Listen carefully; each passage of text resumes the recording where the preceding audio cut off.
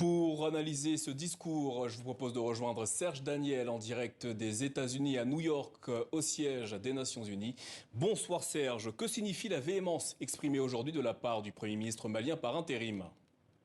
Alors, une petite observation d'abord. Après son discours, un diplomate onusien m'a dit qu'en termes d'invective, de diatribe, on n'avait jamais vu ça ici à New York, même à l'époque de Fidel Castro et de Muammar Kadhafi. Donc, le décor est planté. Alors, avec Paris, pourquoi cette véhémence? C'est l'escalade.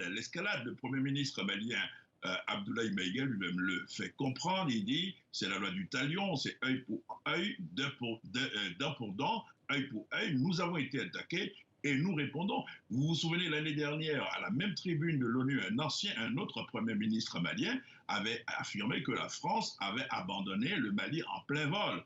Aujourd'hui, on monte d'un cran dans la critique en disant que c'est un coup de poignard de Paris sur Bamako. Évidemment, ça a rapport avec ce qui se passe militairement sur le terrain dans le cadre de la lutte contre le terrorisme. Alors, le Premier ministre malien est allé plus loin en disant, et en qualifiant le gouvernement français de junte. Pourquoi ? Parce que Bamako ne supporte pas qu'on parle de junte malienne. Et puisque les autorités françaises parlent chaque fois de junte malienne, c'est retour à l'envoyeur, vous nous traitez de junte, et à notre tour, on vous traite de junte. Abdoulaye Maïga a également critiqué certains autres pays africains. Lesquels et pourquoi ?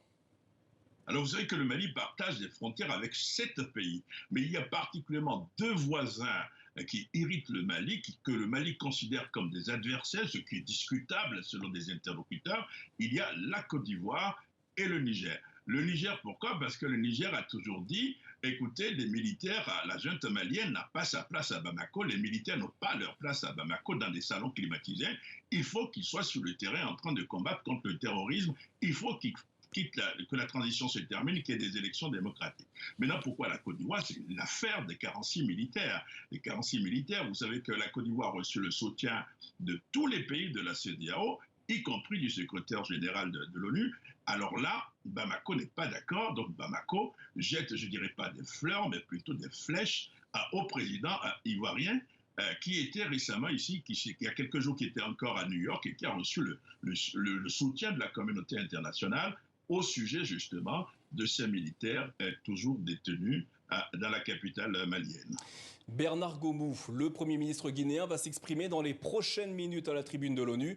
Serge, comment réagissent les diplomates guinéens présents à New York après l'annonce des sanctions de la CEDEAO contre la junte au pouvoir dans ce pays ? Alors, ce qui est frappant, j'ai rencontré 2 diplomates guinéens ici, qui parlaient bien sûr en off, mais c'était plutôt le profil bas. L'impression qu'on a quand on discute avec eux, c'est que Conakry ne veut pas aller au clash avec la CEDEAO.